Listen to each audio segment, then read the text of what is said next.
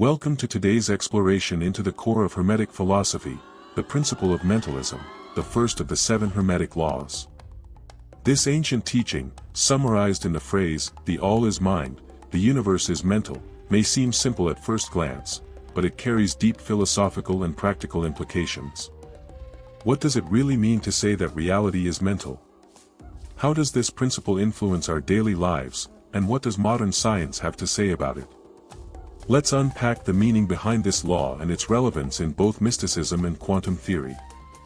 Mentalism is the idea that the universe and everything within it, matter, energy, time, space, is ultimately a product of a universal mind. This perspective, deeply rooted in Hermetic philosophy, suggests that the physical world is not primary but instead emerges from consciousness itself. According to the Kybalion, a foundational Hermetic text, what we perceive as reality is essentially a projection, not unlike a dream. This doesn't mean it's an illusion in the casual sense, but rather, it is a mental construction, a product of divine intelligence or the all. Think of it as similar to how a dream feels real while you're inside it. Hermeticism teaches that your mind is not separate from this universal consciousness, it's a spark of the whole. Your thoughts, intentions, and imagination are part of this greater field of awareness. Interestingly, science, especially quantum physics, has begun to echo this ancient idea. Renowned physicist Max Planck, the father of quantum theory, once said, "I regard consciousness as fundamental. I regard matter as derivative from consciousness."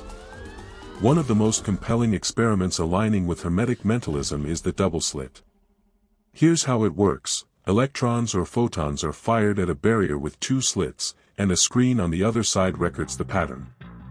When unobserved, particles behave like waves, passing through both slits simultaneously and creating an interference pattern.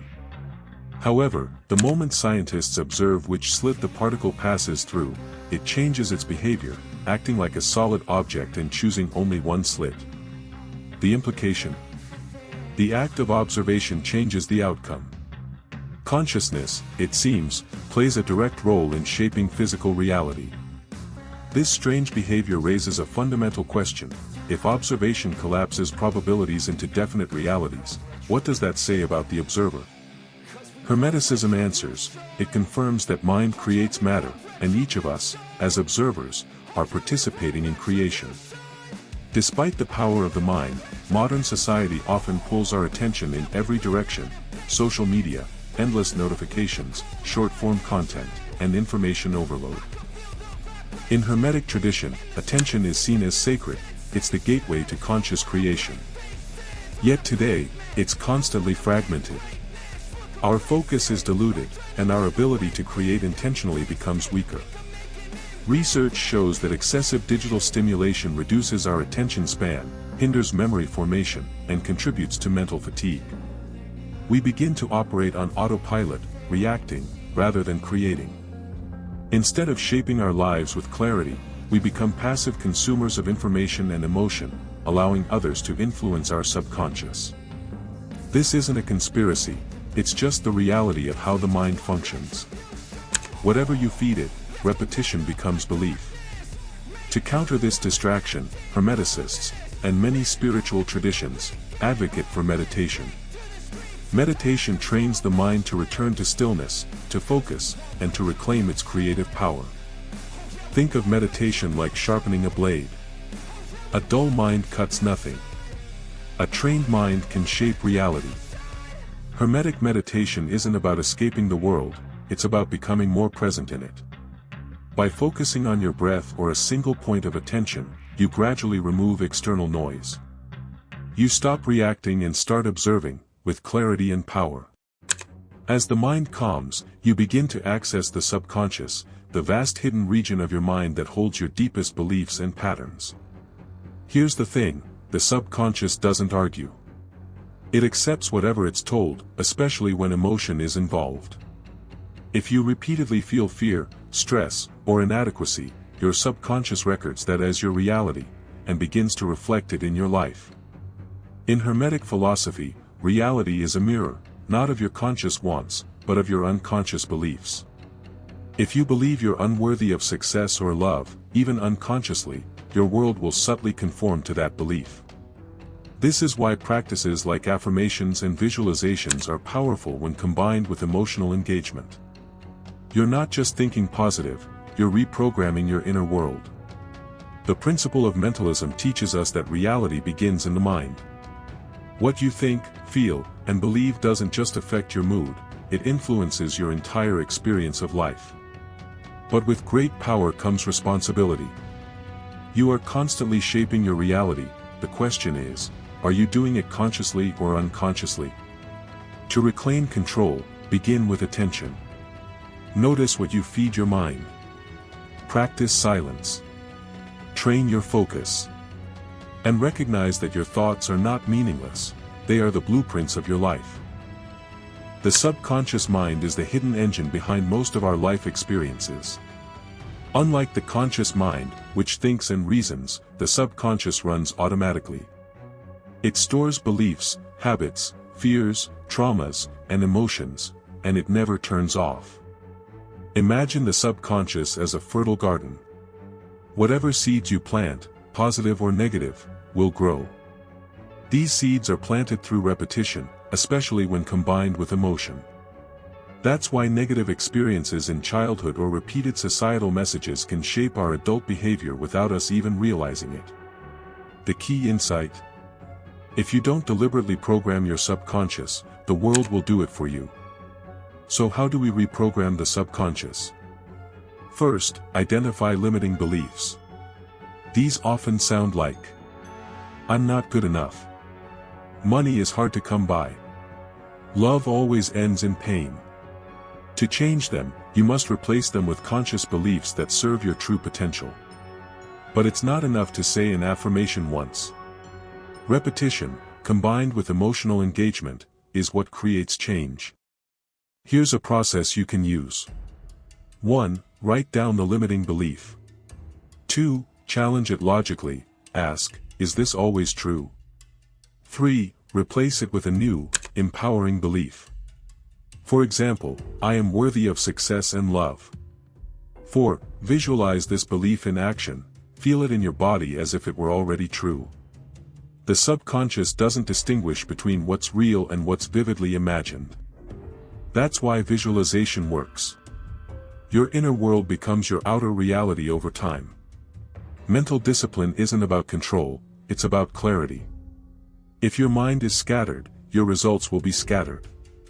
To direct your mental power, consider adding these practices to your day.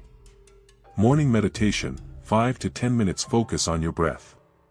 Observe your thoughts without judgment. Daily visualization, spend a few minutes picturing your goals, not as far-off dreams, but as present reality. Digital detox, set boundaries with media. Attention is your energy. Protect it. Evening reflection, journal one positive thing you did and one belief you want to strengthen. These practices sharpen awareness. Over time, you'll notice a gap between stimulus and response, the space where you choose your reaction. That's where your power lies.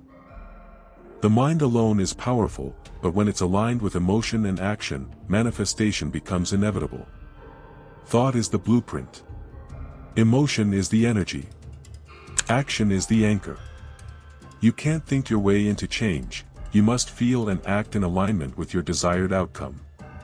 For example, if you're trying to build confidence, think confident thoughts, feel confidence in your body, and take actions that a confident person would.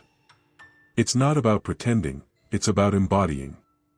Repetition creates belief. Belief creates reality. At its core, mentalism is about taking responsibility. It doesn't mean you control everything, but you always control how you interpret, respond, and shape your inner world. Victimhood is the default state when we believe reality happens to us. Mentalism teaches us that reality happens through us. This doesn't deny difficulty or injustice, but it offers a path forward. Your mind is not just a mirror, it's a projector. What you believe, expect, and emotionally charge with energy becomes the structure of your lived experience. So how do you live with this principle day to day? Be mindful of what you consume. Words, images, and thoughts shape your mental field. Use language consciously. Speak what you want into existence. Words are spells. Practice inner stillness. In silence, the truth of your mind becomes clear. Be patient. Changing the mental blueprint takes time, but every moment you redirect your focus is progress. The Hermetic tradition doesn't require belief, it invites practice. Test the principle in your own life. Watch how changing your thoughts begins to change your reality. To sum up, the First Hermetic Principle, Mentalism, teaches that everything begins in the mind. The universe is mental. You are part of that universal mind. Your reality is a reflection of your mental state, conscious and unconscious. Your thoughts are not random. They are tools. Use them with awareness. Your subconscious is not a mystery, it's a canvas. Shape it with care. You are not here to react to life. You are here to create it. So ask yourself, what thoughts am I choosing today? What beliefs am I reinforcing? What actions can I take to align with my desired reality? The answers to these questions are not philosophical, they are practical. They are the blueprint for your transformation. Thank you for joining us on this journey through the First Hermetic Principle. If you found value in this video, consider liking, commenting, and subscribing for more deep dives into timeless wisdom and modern insight. Remember, the all is mind. The universe is mental. And you are the creator.